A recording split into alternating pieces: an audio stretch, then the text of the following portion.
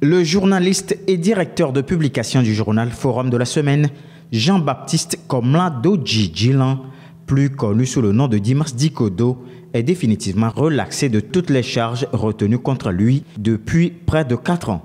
Dimas Dikodo avait été accusé de complicité d'escroquerie et de blanchiment d'argent dans l'affaire de Trading Gate, un scandale financier qui avait secoué le Togo en 2021.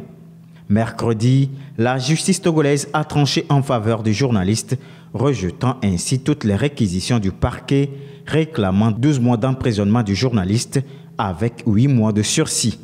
Selon la justice, les accusations portées contre Dimas Dikodo sont infondées. Pour rappel, l'affaire de Trading Gate avait éclaté en 2021, entraînant plusieurs arrestations, dont celle du journaliste Dimas Dikodo, accusé de complicité.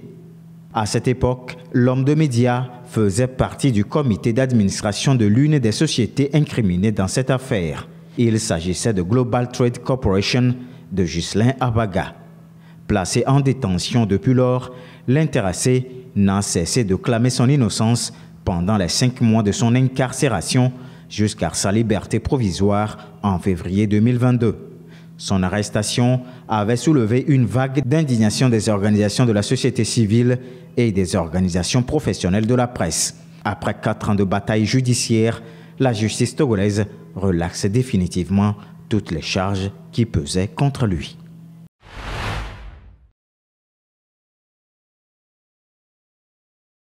D'après les dernières données du ministère des Mines et des Ressources énergétiques, le Togo a atteint un taux d'accès à l'électricité de 70% en 2024.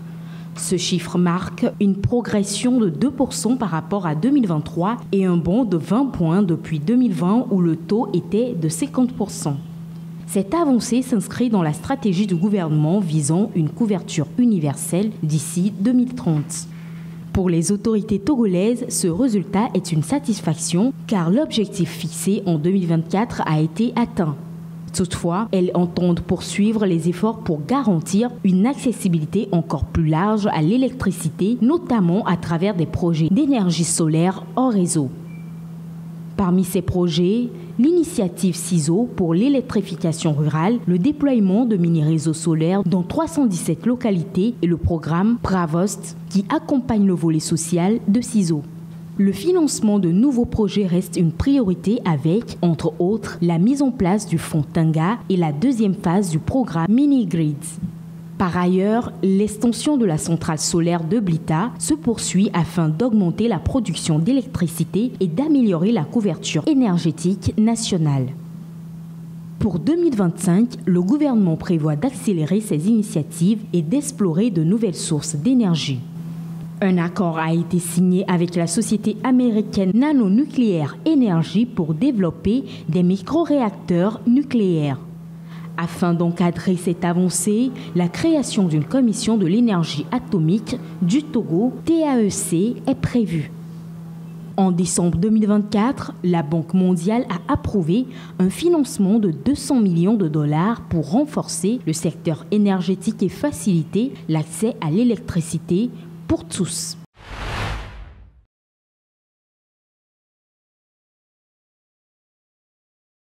Le Togo enregistre des progrès dans la lutte contre la tuberculose. C'est ce qui ressort du dernier rapport mondial de l'OMS sur la maladie rendu public en 2024. Selon l'Organisation mondiale pour la santé OMS, 30 personnes sur 100 000 étaient atteintes de la maladie au Togo en 2023. En cette même année, 3133 cas de tuberculose, toutes formes confondues, ont été dépistés. Cette statistique plus ou moins élevée résulte de la détermination des différents acteurs impliqués à sauver des vies à travers nombre d'interventions mises en œuvre sur l'ensemble du territoire.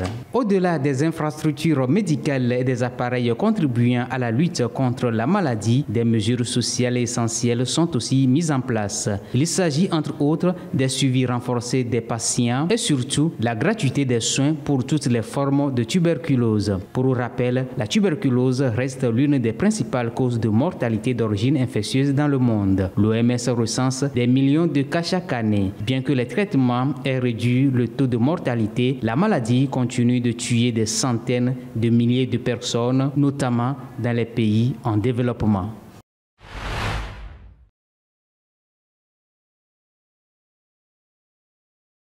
Une vague de modernisation souffle sur la formation professionnelle au Togo avec le lancement d'une plateforme dédiée aux candidats souhaitant intégrer les centres de formation artisanale CFA.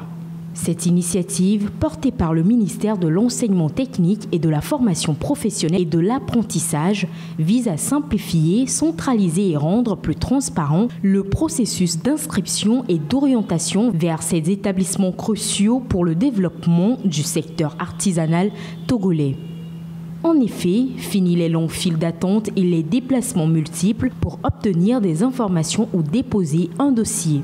Désormais, les jeunes aspirants artisans peuvent explorer l'offre de formation des différents CFA du pays, consulter les critères d'admission, télécharger les formulaires d'inscription et même suivre l'état de leur candidature, le tout depuis leur domicile ou via un accès Internet. La plateforme accessible a même déjà permis, dans une phase test, à certains candidats d'obtenir leur diplôme en ligne. Cependant, des défis subsistent. Il sera crucial de garantir un accès équitable à la plateforme pour tous les candidats, y compris ceux vivant dans les zones rurales avec une connectivité Internet limitée. Des initiatives de sensibilisation et d'accompagnement pourraient être nécessaires pour familiariser les populations avec cet outil numérique. Malgré ces défis, le lancement de la plateforme numérique pour les candidats au CFA représente une étape importante pour la modernisation de la formation professionnelle au Togo.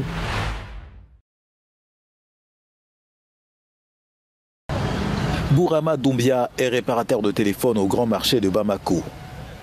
Il y a un an, son atelier ne désemplissait jamais. Mais les coupures d'électricité dans la capitale malienne ont perturbé son activité. Aujourd'hui au point mort. Avant, nous pouvions rester 38 heures sans électricité. Mais maintenant, nous avons du courant pendant une certaine période de la journée et je m'organise pour faire mon travail. Il y a moins de coupures que l'année dernière, mais ce qui concerne les clients, il y en a très peu pour l'instant. Bon, actuellement, le pays est froid. Situation bien différente pour Brice Bado qui propose des solutions énergétiques alternatives. Nous avons démarré progressivement avec 40 clients pour être aujourd'hui à plus de 200 clients avec un impact direct sur plus de 2000 personnes. Les clients ont la possibilité d'acheter des compteurs monophasés pour les usages familiales ou des compteurs triphasés pour des entrepreneurs, notamment des boulangeries, des soudeurs. Le Mali adopte l'énergie solaire pour les zones rurales, mais les défis sont encore nombreux avec un taux d'électrification de seulement 25% de sources officielles. Donc ici, si l'eau est venue au niveau de Maxi, ça veut dire que c'est bon. La demande de la population a augmenté de 4 à 10% et l'actuel fournisseur d'énergie, EDM, n'a pas été en mesure de répondre à cet écart parce qu'il ne dispose pas de la technologie ou du remplacement des pièces des générateurs et qu'il n'a pas non plus les moyens d'acheter le carburant nécessaire pour alimenter les générateurs qui fourniraient alors de l'énergie aux populations maliennes. La crise énergétique qui a atteint des niveaux sans précédent continue d'affaiblir l'économie malienne, déjà ébranlée par le terrorisme et les conséquences de 2 coups d'État depuis 2020.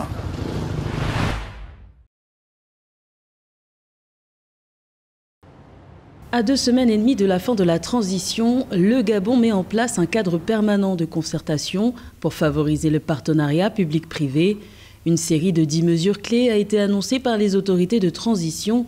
Objectif affiché, améliorer le climat des affaires.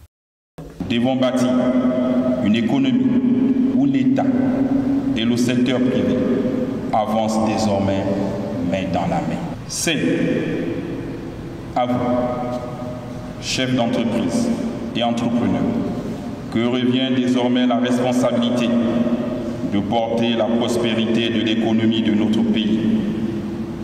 L'État sera de moins en moins interventionniste dans la chaîne de production. L'amélioration de l'environnement économique est un souhait partagé par la Fédération des entreprises du Gabon, acteur incontournable de l'économie nationale qui représente 80% du produit intérieur brut et 90% de l'emploi formel du pays.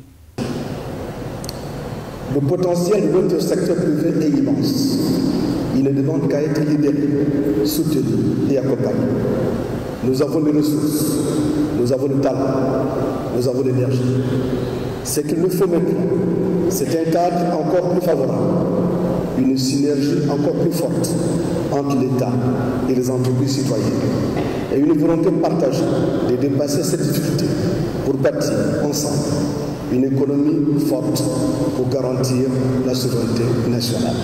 Cette initiative prise par les autorités de transition au pouvoir depuis le 30 août 2023 a pour but de consolider l'autonomie du Gabon et d'assurer sa souveraineté, alors que le retour à l'ordre constitutionnel est annoncé dans les prochains jours avec la tenue de l'élection présidentielle prévue le 12 avril prochain.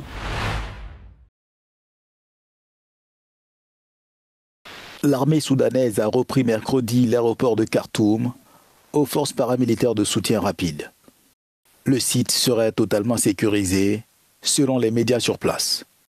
Au sud du centre de la capitale du Soudan, les troupes ont également encerclé la zone stratégique de Djebel Aoulia, dernier bastion des FSR, dans la région de Khartoum, selon une source anonyme. L'armée en guerre contre les FSR depuis avril 2023 a lancé cette semaine une offensive visant à repousser les forces paramilitaires hors du centre de Khartoum, après avoir repris le palais présidentiel lors d'une précieuse victoire vendredi. Depuis le début de la guerre, les combattants des FSR étaient stationnés à l'intérieur de l'aéroport, juste à l'est du quartier gouvernemental et d'affaires, au centre de Khartoum. Le pont de Djebel Aoulia, qui traverse le Nil Blanc, est le seul point de passage restant vers l'ouest du pays pour les combattants des FSR à Khartoum, en liaison avec leur bastion dans la région du Darfour occidental.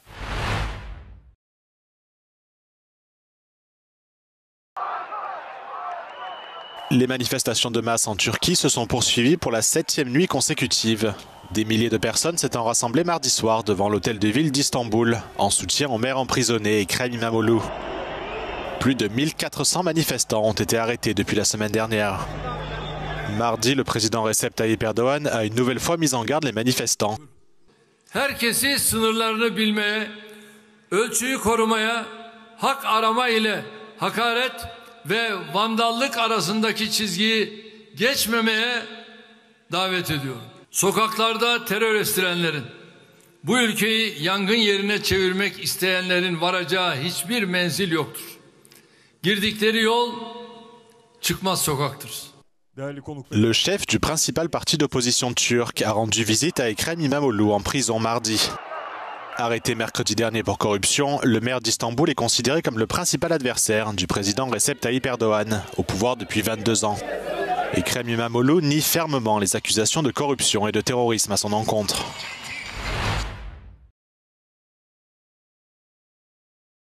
Des milliers de manifestants ont bloqué la circulation sur plusieurs ponts de Budapest mardi soir pour protester contre une nouvelle loi interdisant les événements LGBTQ tels que la marche des fiertés prévue en juin. Cette législation autorise également l'utilisation de logiciels de reconnaissance faciale par les autorités pour identifier et sanctionner les participants à ces rassemblements. Les critiques estiment que ces mesures portent atteinte aux droits fondamentaux et ciblent injustement les minorités sexuelles. Écoutez le député hongrois Ákos Otavi, organisateur du rassemblement. A Pride törvény nem arról szól, hogy betiltsák a Pride-ot. Az is egy mocsokság, az is egy disznóság, az is sok százezer ember jogát vonja vissza. De arról szól, hogy majd a következő neki nem tetsző tüntetéseket betilthassa, illetve arról szól, hogy ezeket a törvényeket könnyebben szankcionálhassa.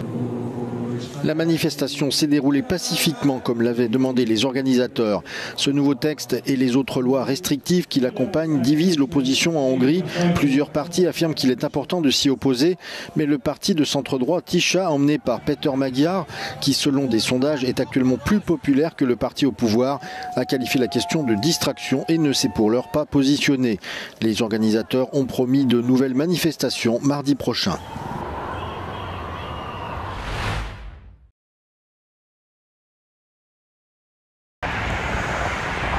L'Ukraine et la Russie sont parvenus à un accord de cessez-le-feu en mer Noire à l'issue de 3 jours de négociations à Riyad, en Arabie Saoudite. La Maison-Blanche a confirmé que Kiev et Moscou se sont engagés à garantir la sécurité de la navigation et à renoncer à tout usage de la force dans la zone maritime.